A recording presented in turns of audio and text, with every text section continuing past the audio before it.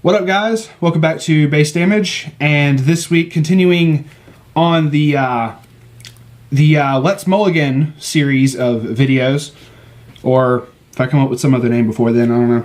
Kind of go ahead and stockpiling some videos here, using same map, that's whatever. This week, continuing on the lines of that thought process, and figured another deck that I actually would say there's kind of a learning curve too of having to work like around this deck and managing it, is the mono blue Illya Berserker deck. And excuse me. Ooh, that felt good. This is my take on it. I finally got my last Snow Fairy. Oh my god, it took just for fuck ever to find these for a decent price, because I wasn't buying these bitches for 15 a piece. I'm sorry, no. But basically, gonna go through, do a couple test hands, and shout outs to StrictlyBroken for coming up with the idea to begin with, and we'll see how this goes. So, go ahead and get in a good shuffle, and gonna try to show y'all how I would run this in various test hand situations. We'll do just some shuffles on this. I just need to buy like a stock of sleeves, like universal sleeves that I can just use between everything. What if there's like a 1,000 pack or something? I don't know. Fuck it. So next one I'll do a pile shuffle, but for this we'll just try with this test with these. We'll alternate. First I'll do a turn where I go first. Last time I did first during the last test hand. So for the first test hand I'll go first. As if I were playing first. So 1, that's actually good. 2, that's always fun. 3, 4, 5. Okay, that is beautiful to open up with. This just sets up stuff. So if I'm going first, I'm not exactly worried about going ahead and having these just yet. As far as the rest of this, I kind of want the clock fodder. So I'm just going to pitch that one. We're going to draw. That's fodder. So this is a very good card, but it's no reason to hold on to this for till late game. So if I draw for turn, well, we already got that. So we're gonna go ahead, and if I had to pick between the two, I would rather go ahead and clock this and still maybe save a couple of these. So clock. We'll scoot that over. So 1, 2. Best card in the fucking deck. I love this card. I can't describe how much I love this motherfucking card. So, I'm just going to go ahead and throw down a big beat stick. So, just go ahead and get stock. So, we poke. Oh, yeah, crit. Always good. Plus, I like being able to set up kind of a bluff with this. Like, I already have it in hand and use this effect search for more of her. I think I have a deck profile for this. I can't remember. I have a budget version of this deck that doesn't include the Snow Fairies. I probably need to show a version with the Snow Fairies. But I do go over, because this was in the budget version, so check out this effect. Really good. So, say I go, and they don't want to try to crash. They just, poke it open. So, poke for 2. It's perfectly fine. So, draw. This is actually perfectly fine. So, for clock, I would want to go ahead and get this out the way, even though I kind of want to do some little bit of damage pushing to a degree. But we'll go ahead and see how this goes. Oh, well, we got another one anyway. It doesn't matter. Okay, we have a Snow Fairy on board. The way that Snow Fairy works is you have to have a full field, and you have to be able to have the climax. The climax for me is not searchable by any means of the imagination. It's a blue stock from the waiting room plus a soul. But I have to be able to play something, or else I'm going to lose cards. So let's see. If I had... Basically, it comes down to these two cards, because we're still level 0. I could pitch... I would probably save this. I would go ahead and play this. This is really good just to go ahead and get more advantage later, but we'll go ahead and pitch this because I want to go ahead and get climaxes out the way. And with her effect, I can only grab master characters, meaning I can only either grab the level 3 or any Illya. Well, which it does say Illya in there, but it's either way. So 1, that's actually pretty cool. 2, 3, 4. So I already have one of her, don't need. I can't grab this anyway. To grab one of these two, this is you basically have to use 2 of these at a time, because when you play it, you put another copy of it in there as a marker. We're already out 1 Berserker, so I might as well go ahead and keep the Berserker. So that's 7. So we still have full hand. So trigger, and then trigger. Okay, cool. Well, theirs was the other one. At this point, in case I cancel or, you know, whatever, I should still, with this effect, I should be able to still be able to mitigate some hand advantage. So let's see. Assuming that this dies and they, you know, haven't gotten to the point where they can kill that yet, I'm basically just going to go until it would hit level 1 kind of thing. So there, 1, 2, sticks over. We're going to go ahead and put you. And I just kind of want to see what I would draw off the next round, and we'll go from there. So, draw. This is set up by far, oh my god, because this is going to be beautiful. Because I've only seen 1 of Snow Fairy right now. So I should be able to set up a full board, considering, you know, this dies. This to search for 2, and just be able to set up for stuff, because I still got a clock. Actually, oh wow, what would I clock at this point? Fuck. I would literally have to clock 1 of these, and just to see what I would get. Okay, cool. Another Snow Fairy. 3 Snow Fairies. Oh my god, so much advantage. Okay, so that was actually really good. So, as far as setting up that, assuming that any of that damage worked the way that I planned it to. And, you know, assuming that I'm not playing against Andrew dropping a +2 soul. 3 characters and +2 soul. Shoutouts to Joe Schmo. Just saying. Oh yeah, for this I was going to say I was going to pile shuffle, so. In the meantime, while I'm doing this pile shuffling, if y'all have any comments or any deck profiles, any other decks you would want to see me test play out on the Mulligan thing, any topics you want to hear on podcasts, anything you want to see content-wise on the channel, please comment it in the comment section. It'd be much appreciated. Because I like just getting ideas of being able to mess around with stuff. We actually got another deck profile in the works, or another a deck concept in the works based off of a conversation I had with Freedom Manga Anime. Actually working on a Kirito deck for a buddy of his. I was one of the new players at their locals. Basically said his girlfriend didn't want him playing a deck with any girls in it whatsoever. I was like, well, Kirito's still a male even if he looks like a girl from Gun Gale, so we'll try to see how that goes. I actually try to basically help him out with that. So that's coming up. I believe the TLR deck should be out at this point. I got a couple other things I'm working on, abyssals and whatnot, so, oh, let's see, I gotta turn that around. So, okay, so for this, last time I went first, this time I will go second, so, draw,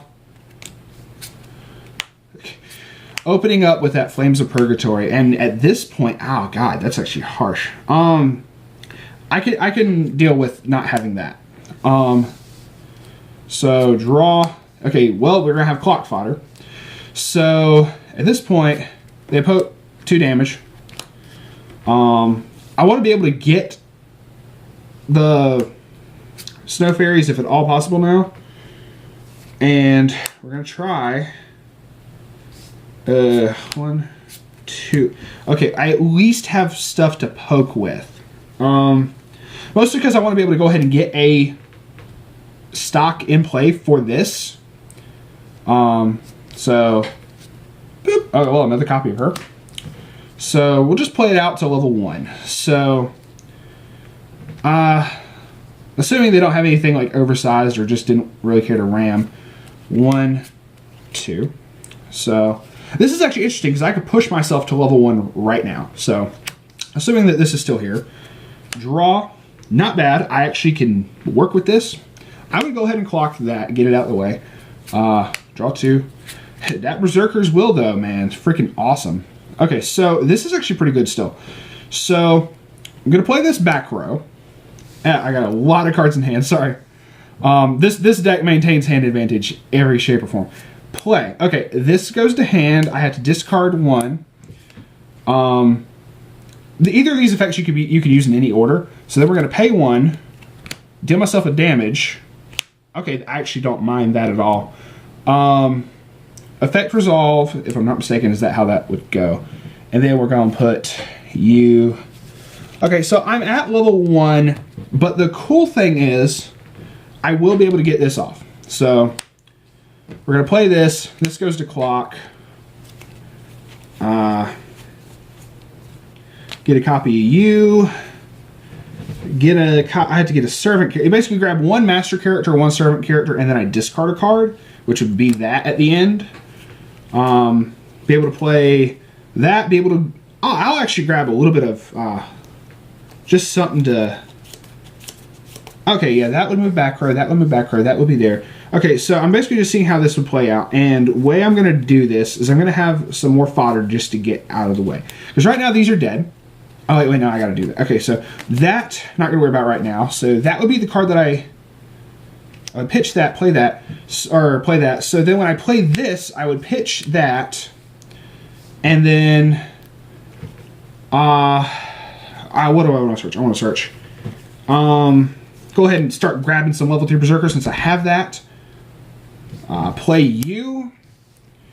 And at this point, I'm just going to see what the effect would do. Mostly because if her effect goes off at this point, with him coming out, oh man, it's going to be so good. So I just want to see what I would draw off of her effect. So we'd play the official contract, we'd put blue in stock, we'd swing, draw, which is really nice actually. And then let's check 1 trigger, 2 trigger, 3 trigger. And basically this would, if they frontal attack this bounces out, that comes in for 2 stock. That's actually pretty good still. Be able to get the effects off like that. So basically if you open with Flames of Purgatory, you want to hold on to it if at all possible. Taking 1 damage at that point is not that bad. Also, I was out 1, 2, 3, 4. I was only out 4 climaxes. There were still 4 more in the deck, so oh well.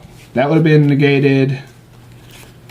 And you know, if they had gone down a little bit more, it's whatever. Really just depends on how much damage output they were trying to go for at that point. Alright, so for this we'll do 1 more test hand. And let's see, what would I did a first, I did a second. We'll do another second. We'll do another going second. I don't mind that. So if make this go fast enough. I'm doing a little bit more than just the mulligan type thing. I'm also kind of seeing how stuff plays out. So draw for turn. Go ahead and get them snow fairies. For this is once again the thing of you don't really mind pitching like extra zeros. Unless you can get these in 2s, you don't really care for these because you don't want the assist that much. I don't run the bond that gets that back, so I don't really want to pitch that just yet. Also, it gives me small level 1s. So I'm going to pitch those 2. Draw 2. I already see clock fodder. There we go. This lets me go ahead and be able to get more of those. So I took, you know, they poke for 2 damage. So then draw for turn. We clock and not too terribly bad considering I can go ahead and clock a copy of this. As long as I get 1 of this, I can just continuously cycle it through if they stupidly frontal attack over and over. Because I also don't have official contract just yet, I'm not going to worry about trying to dig deeper for more of the snow fairies. So mostly because this I can't grab it with, so I ain't going to worry about it right now. So also this is a really funny card, but that's actually pretty decent setup considering clocking, searching, milling, and this is just such a good card to have. Like, okay, so this actually also was not that bad. As far as like damage, cancel. If I somehow poked for, you know, a second time, good God, draw would have been that, you know, if, you know, 3 attacks coming through for whatever reason. So,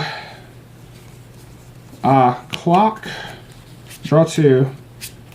That's actually really nice. Well, that goes ahead and pushes me to level 1 at that point. So I would go ahead, play, pitch, 1, 2, 3, 4. Can grab that, can't grab the rest. Play that, reveal, can't grab it anyway. Pay 1. I'm gonna level off that, finish effect. If I wanted to try to mill more, like at that point try to get more snow fairies, I could. So that's basically how some of those would go out. Is you got stuff you want to go for, you got a lot of stuff you got to take into account, because this deck does filter like a mug. Like, I'm just kind of leaving the snow fairy on top right there. This deck does filter quite a bit, and being able to